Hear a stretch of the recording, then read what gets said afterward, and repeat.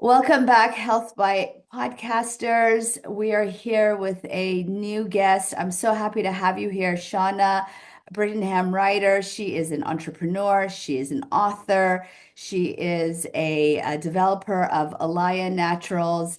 All the things that we love to talk about here, how to nourish ourselves, mind, body, and soul, talking about ways to improve your health at the intersection of science, nutrition, health, and well-being in the pursuit of living well. Welcome, Shauna. I'm so grateful to be here. Thank you I'm so so glad to much. have you. I'm so glad to have you. And I'm really excited to hop right in. We are at the beginning of Women's History Month, and you have written a book recently that I think speaks perfectly to the essence of women. You are the boss of you. I love that. Yes, thank you. I appreciate that. Tell us a Yes, little bit about how this book came to be and kind of what your intentions were in writing it. so I actually wrote a memoir first Hmm. and decided after writing the memoir that I wanted to give people the tools to get from A to Z in their life. So if people are feeling stuck emotionally, feeling kind of trapped in a life that's outdated for them, wanting new perspective, new framework, new opportunities, I wanted to actually create tangible resources for people to get some momentum going in their lives. So I wrote You're the Boss of You in a way that's structured to address all of the major struggles I've personally had in my own life, from creating boundaries to managing stress and emotions to creating a rhythm that's sustainable and kind of honors my personal needs. And of course, like the final chapter is building your future, because ultimately we're all sort of always envisioning what's next and wanting to take actionable steps toward a more meaningful life.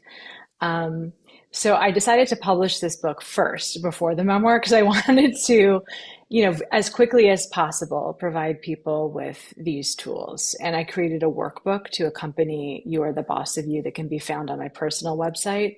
And I know that you are very action oriented yourself, Dr. Adrienne. I've been listening to your podcast religiously, and you provide people with such practical tools. And hopefully, the workbook it will be a part of that for your audience as well.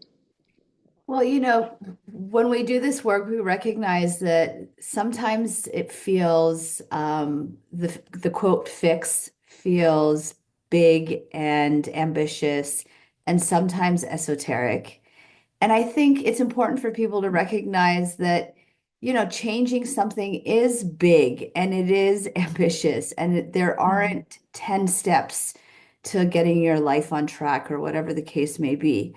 But it's also nice to break down these principles into kind of bite-size, manageable strategies. So I think you're speaking to what a lot of people are feeling right now, a lot of overwhelm, Mhm. whether it's world affairs, whether it's politics, whether it's challenges in our day-to-day lives. Things feel harder and more complicated. So, what would you say for somebody who's kind of in the thick of it? How do you zoom out and how do you get started? Right. I mean, I think that you actually hit the nail on the head. We're all very overstimulated right now. It's like we're malnourished spiritually on a soul level and overstimulated in terms of external input that's sort of being thrust at us from so many different channels, be it social media or the news or work colleagues. The demands of the environment and the political and social climates, and the tension, by the way, that's sort of embedded in all of these all of these structures currently, especially politically right now, can be absolutely overwhelming. And so, what you said in terms of zooming in, I think is very important, because the macro, when we sort of just inhale everything that's going on around us and is being thrust at us, can make us feel like we're drowning. So what I like to do is a lot of journaling to sort of get to the heart of what's going on with me specifically in this moment in time. And I do something called stream of consciousness journaling, which means I don't edit myself whatsoever. I don't even use punctuation punctuation, capitalization, all of the IONs that tend to slow us down and are sort of appropriate and formal in ways that stop our momentum are eliminated from me in this form of writing. And I basically take out a piece of paper, and you can set a timer or not, just depending on, your rhythm and schedule. But I just start writing, and what I find is that I usually get to the heart of what's bothering me within 10 to 20 minutes. And it's often not what I expected it to be. So I might start writing about one thing, and then I just allow myself to follow the trail and follow the tangent. And where I land often is at the root of whatever systemically is causing me pain or irritation or confusion or overwhelm or stress in the moment. So I think journaling, even for people who aren't really accustomed to writing to express their emotions or to find relief or to unpack answers, is a really great starting point for anyone just wanting to sort of dissect and zone in on what is happening for them personally at any given moment in time. Of course, the box breathing, pausing to breathe, and just getting us out of fight or flight is also essential. And also just throughout the day, stopping and asking yourself, what am I feeling right now? Where is it landing in my body? What's bothering me? If you're having a moment where something feels off and tense or dark or ugly or uncomfortable and you don't know what is going on, just getting in the habit of asking yourself the question, I think is so important because we often override those momentary feelings because we're so busy going and doing, and it's the next thing, and you're picking your kid up from school and it's a work call and there's laundry to fold. And so just pausing to ask yourself, what am I feeling right now? Like, what's really going on? Is a useful way to begin to check in with yourself so that you're not sort of glossing over and overriding those feelings. Yeah, that's a great point. I actually, I think it was just 2 weeks ago, recorded a podcast on emotions and emotional labeling, as you suggest, is really a scientific way to help attune to yourself, but also dampen and regulate your emotions. I think a lot of times people feel um, they want to distract, or they're afraid of like doubling down or Mhm. double clicking on what they're feeling, and so there's this tendency to want to override or want to distract yourself. But recognizing that just the labeling, it allows some permissiveness, but it also allows some regulation of your emotions. So not to be Mm. afraid of experiencing or feeling that feeling. Right. And you're a mother of three, Dr. Adrian, so you understand the simplicity of it. And I feel like getting back to the basics as adults is so pivotal because we overcomplicate things by trying to find meaning in everything and feeling like there's these huge problems that require all of these complicated answers. And so often, I think returning to this foundational principle of, like you said, labeling things is so key. So saying to your child, wow, you seem really sad. Like, wow, like you look angry right now. Like I see that your face is red, you're starting to feel like short of breath. What's happening in your body? Are you angry? If we can do this with ourselves, it's such a simple practice, but I feel like treating ourselves with a level of compassion and unconditional love and lack of judgment that we would treat a child is also really pivotal as we move forward. Yeah, I think somewhere in my book, I said something to the point of you are somebody's child, someone else's child Mm, too, and just yes. holding that in mind. Well, you're also your own child, first and foremost. So I talk a lot about reparenting in my book because so much of us didn't get that parenting, that consistent unconditional love or the experience of unconditional love, even if our parents theoretically did love did love us in a way that was unconditional.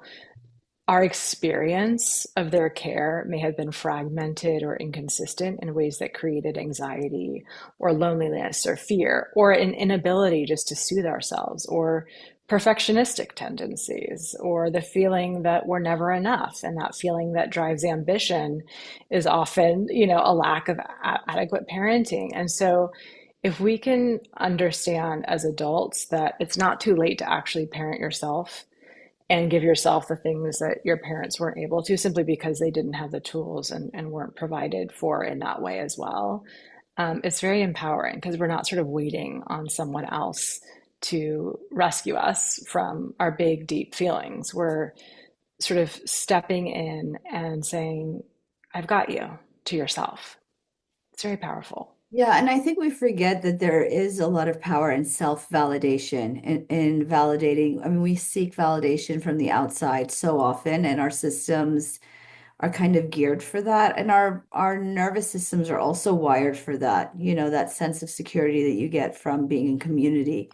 And there's something to be said for that, but a good reminder for uh, the opportunity or the power of validating oneself. Absolutely. So breathing, journaling, which I absolutely love, emotional labeling. What are some other strategies that you use? And then I also would love for you to speak to how you get it all in, because I think a lot of times when we Mm, talk about these things, people are like, like how much time do I have? mm. And how to get these things in. Yeah, I mean, I think that categorizing our lives can be very problematic in the sense that in order to stay afloat in such a busy world at such a busy time, many of us kind of categorize self-care as something separate from the rest of our lives that we have to make time for. And ideally, it would just be kind of woven into the fabric of every moment of our lives, right? So, like if I'm sitting on the computer working and I have a lot of tension and stress in my neck and shoulders, just pausing for 30 seconds to roll my neck around or get up and stretch and then come back to my work is a very simple way, for instance, to respond to your body in real time and be aware of what's going on. Because when we have signals and cues that we ignore, we're essentially giving ourselves the message that it doesn't really matter how we feel, we're not going to listen anyway. And then eventually your body stops giving you the signal of what you need because it understands that it doesn't really matter what it's communicating because you're just going to go about your business. So I think sort of reframing the paradigm of self-care so that it's just kind of inextricably bound to every other facet of our lives is a really good starting point so that we don't feel overwhelmed and like it's something that we have to kind of take on as like another job or another obligation. So for instance, for me, self-care involves a delicious hot beverage every morning. It's a very small thing that I do to care for myself. Um, Something that doesn't require time allotment, but that I feel like is invaluable is creating boundaries with people. And when we don't create boundaries, we often waste a lot of time because we commit to things that we aren't fully prepared to show up for emotionally. And we're doing it from a place of obligation. And so when we do show up, like it drains us versus fills our cup. So I have a really fantastic girlfriend who is very similarly wired to me in the sense that she needs a lot of downtime. And I was actually listening to a really interesting podcast. It was an interview with Susan Cain, who wrote the book Quiet about introverts versus extroverts and how we're all kind of on this sliding scale. But I have a girlfriend who's really like a pure introvert. And, I said to her a while back, I just want you to know that you can cancel on me last minute for any reason whatsoever, and you don't have to come up with an excuse. Like, if you just don't feel like meeting me for lunch because you'd rather stay in your loungewear and work from home or just watch Ally McBeal reruns, just please let me know. And that's like an interesting reframe, I think, of like just friendship and relationships to others and ourselves, because what we're doing is giving ourselves and others permission to act on what's authentically happening in the moment versus what we feel like we should do or should show up for. And I do the same with her. So like I might call her and say, I didn't sleep great last night. I really just want to like be with myself and eat a falafel wrap and like scan the newspaper, like whatever. And so creating boundaries, I think, is also like a really important and pivotal way to begin to care for oneself that will actually infiltrate all of these other areas that I talk about in my book. Soothing yourself and softening perfectionism and redefining your self-concept, honoring sleep. All of these things are impacted by whether or not we're able to create boundaries emotionally and physically, and in terms of what we're showing up for logistically. So there are ways to implement self-care throughout your day. I mean, I have an electric candle burning right now. Something about this silly little thing brings me so much happiness. And it's kind of a focal point for me. If I feel overwhelmed, I just kind of look at it, I glance at it from the corner of my eye. Um, so I believe that there are many different ways to create a life in which we're responding in real time to what's actually happening. Um, Another thing I love to do quite often is imagine a place that feels comforting to me. So, like you and I both recently went through the Los Angeles fire experience, which was sort of unprecedented here in our part of town. And imagining a place of safety, just to kind of anchor us in our hearts and root us and ground us in our nervous systems is so valuable wherever you are. And if you're feeling stressed or you're in a work meeting that you can't escape, if you can just glimpse in your mind's eye at an island like the one behind me in the picture of Fiji, on a warm beach, and what you'd be drinking and smelling and seeing and hearing, and really sort of implementing all of your senses to ground you in a place that feels warm and inviting and secure. That's another very easy way to ground yourself without having to actually stop your day. Yeah, it's incredible. The brain, for as smart as it is, can't tell between actually experiencing something or imagining the experience. And so we really can give ourselves that sense of respite by imagining or engaging with our imagination in that way. Absolutely. And I give myself time before bed. I give myself at least 20 minutes in bed, and I wind down for 45 minutes before bed. I have very sort of almost like rigid boundaries around my sleep routine because of my history of insomnia. So that's a strong boundary for me in terms of, socializing and having my phone off after a certain time. I create a sacred space to wind down and decompress. And then I get into bed and I allow my imagination to kind of roam. And it's such a sweet, tender time. And of course, like anxiety comes up during that time as well, right? Because when we're in the dark and we can't drown out noise and we can't distract ourselves, what's really happening in our internal world tends to surface. And then it's a really great opportunity to address that. But I feel like giving myself buffers between activities, building in transitions throughout my day, even if it's 5 minutes, is really important for my mental health. So many of us go from one thing to the next, and we don't really have a minute of downtime. And it could literally be a minute, but give yourself a pause every now and then. I find that I'm far more productive when I have less going on in the day. I actually write faster. My ideas tend to be just more innovative and unique. My creativity soars. I feel like my whole engine is revved up actually when I build in pauses throughout the day. So, this kind of idea of productivity being one that involves busyness and sort of this frantic pace, I think is just really false. And societally, we need to sort of come together and unite and reinvent the wheel so that we're giving ourselves these juicy pauses where the ideas come to us. We don't have to fight for them or scrounge for them, where the question is answered without having to overthink, without it being so complex. Just because in the pause, we're able to tune into our gut feeling or a response to something that's coming from a place of authenticity and not what we think we should do or how we should feel. I just find that in the pause, like there's so much is born. Yeah, and I'm glad that you brought up this notion of productivity or creativity or ingenuity in terms of ideas.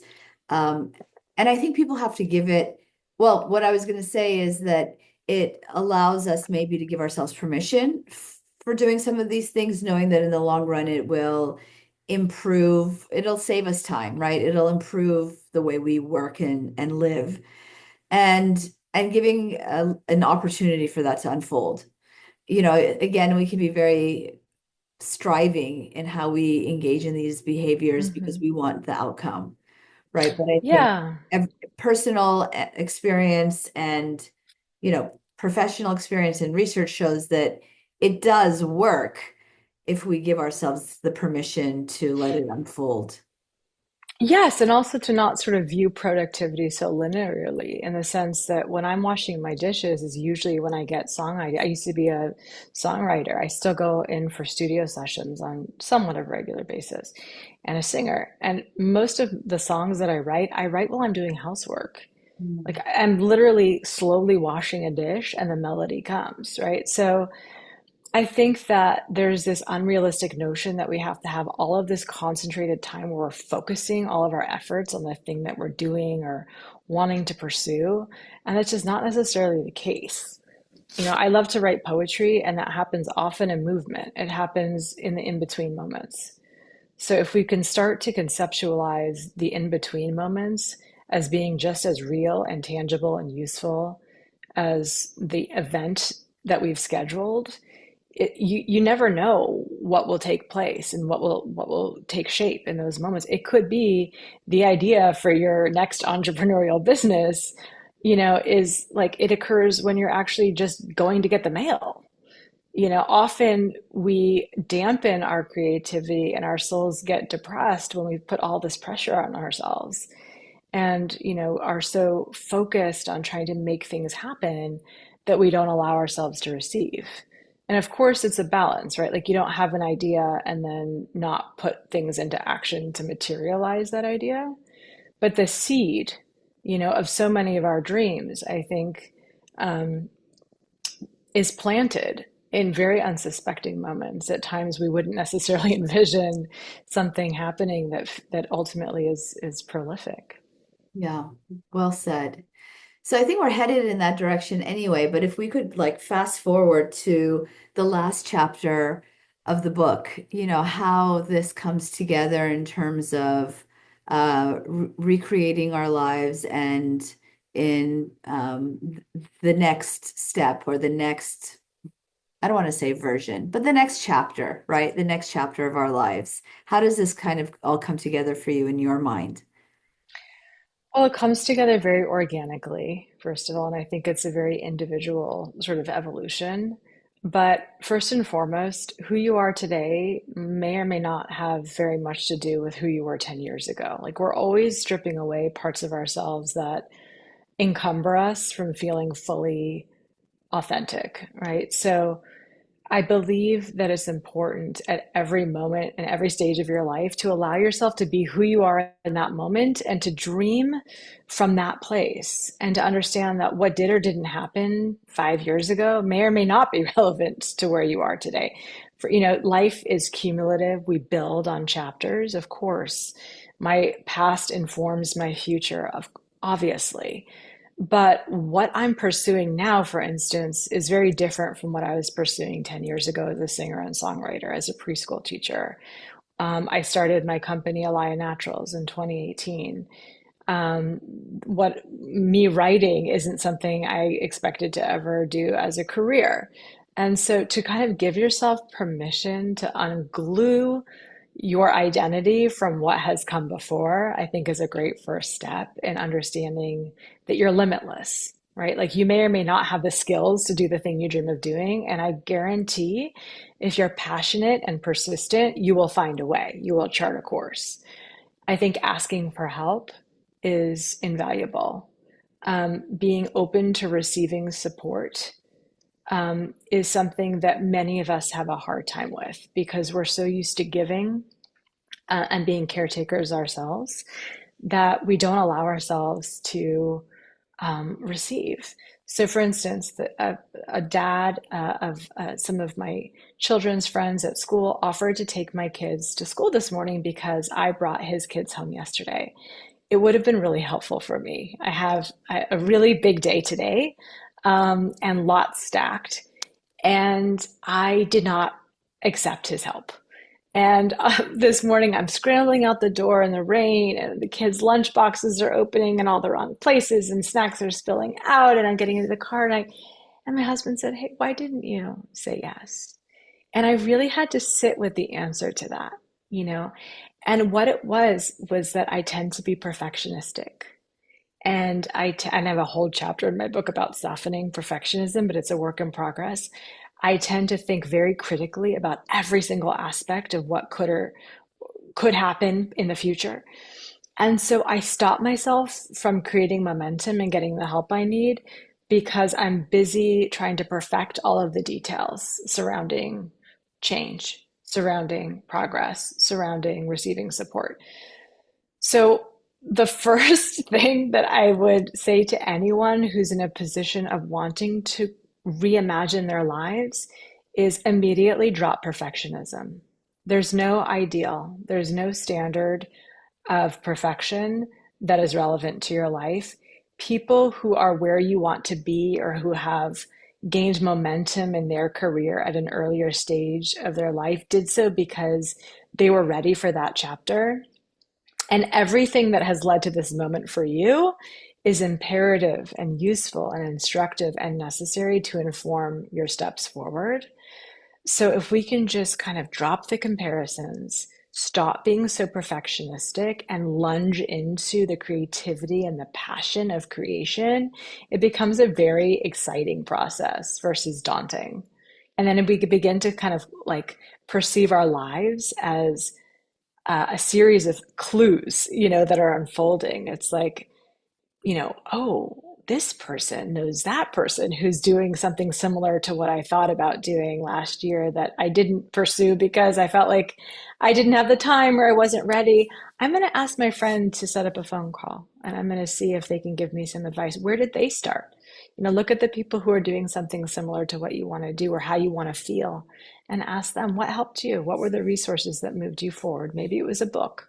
Maybe it was a podcast. Maybe it was a change in mindset, like positivity you talk about in your podcast. Positivity cognitive, it's basically cognitive behavioral therapy and reframing negative thoughts. Maybe it was taking a master class online, for $50. Maybe it was just giving yourself permission to take 10 minutes to paint every day so that you're doing the thing that you've dreamed about doing for 10 years, but didn't feel like you had time to do because you were pursuing a corporate life to pay the bills. But all of that starts with getting really comfortable with not having curated moments to get things done in maybe the way that we imagine we should. So like as a writer now, um, I just scrap it together, Dr. Adrienne. Like I'm very resourceful about how I write, when I write. I don't have long stretches of time. I don't have a view of anything. There's no window in front of me when I write. I'm looking at a wall, a blank wall. Okay.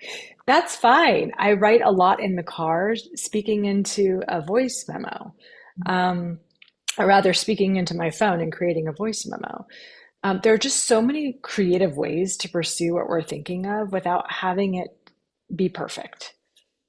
And I love that you share that personal story because I think um, it's important to recognize that even if you have expertise in the book or the work rather, and are writing about the work, that it doesn't preclude you from suffering from that thing, right? And it is this like constant evolution of improving on what you already know. So the perfectionism is a perfect example because it isn't something that we can truly dissect out of our lives, but every time we come back to that noticing or the awareness of the perfectionism, then we can build the resilience in doing better and not Yes, giving in. exactly. I mean, I think most of what I write about are things, areas of my life that I will always, in some capacity, struggle with. I'd like to think that, I've mastered it all. Like, I don't know that mastery is even a realistic goal. I just want to continue to feel more and more myself, more and more free from anxiety and people pleasing and like things that hold me back from feeling emotionally free and vivacious and activated and alive. And the one area of the book where I feel like I've really never struggled with is the building your future piece, because I am, for some reason, always believing that anything is possible. But even that has been so tricky because I've stopped myself so many times from getting to where I know I could go because of the perfectionism, right? So, like, I might get to the precipice of this grand opportunity and then hold myself back because I never feel ready, or I never feel like I'm good enough, or I feel like there's always more work to do before I'm able to let go of control and hypervigilance, right? So, like with singing, I was offered a number of times like huge contracts and opportunities to be on this like bigger stage in my youth, and I never felt ready. And so it's really interesting to look back at that time and wonder, like, and I still don't have clear answers, Dr. Adrienne, about some of this. It's just a question I ask. And it's like, I think totally okay and important to ask questions all the time that we may never have clear answers to. I don't know if I really intuitively understood that I wasn't ready emotionally for that kind of a life, or if I was just a perfectionist who felt like I would never be good enough and didn't want to be judged, right? But those are the questions I'm still asking myself when I say no to something, or keep myself from pursuing something that feels exciting or valuable to my life. The question is always like, oh, is this coming from a place of intuition and deep knowing because I'm intuitively creating a boundary and protecting my authenticity and time? Or am I just feeling unworthy and I'm afraid that if I put myself out there on a larger level, people would judge me and I'll prove the theory that I'm not good enough, which I secretly suspected all along, right? So It's hard, being right? in conversations with ourselves like It's this, hard yeah, because sometimes we can convince ourselves, right? We can convince ourselves that we're doing it for the right reasons right. when there might be these underlying reasons that are sabotaging on some level. And just being open, I think, is the antidote to that. So I appreciate that sentiment. And Well, starting to see the patterns as well, right? So if like something keeps coming up in your life, if your relationship to food, how you conceptualize sleep and time, like just start to notice these patterns. And if there's big blaring patterns that are impacting your life in ways that like keep you from feeling joyful and free, there's probably something deeper going there's on probably to something. explore. Well, I think there's your honest approach is really refreshing and I think will help many. How can people find out more about you? How can they get access to your book and to your workbook? Thank you for asking. The book You Are the Boss of You is available now on Amazon. It's also at your local Barnes and Noble as an alternative to Amazon. Some indie bookstores are carrying it too. I'm just not sure which ones. But Amazon's always an easy choice. My personal website is HelloShauna.com, and you can contact me there. You can also download the workbook there. And my Instagram, I'm very new to Instagram, but my Instagram handle is at Shauna Brittenham Reiter, my full name. And you can follow me there and also just feel free to text me or not text. I'm still so used to saying text, DM me messages, questions that you have about the book. I live for these stories that people are now beginning to share with me about their own lives through Instagram. People who have read the book or who are beginning to kind of hear snippets of what I'm writing about. So please feel free to communicate with me in all of the ways. I'm excited to hear from you.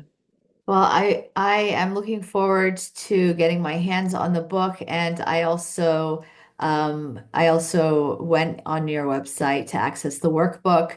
So I'm looking forward to reviewing all of your pearls and digging in myself. Thanks so much for Thank being you. here.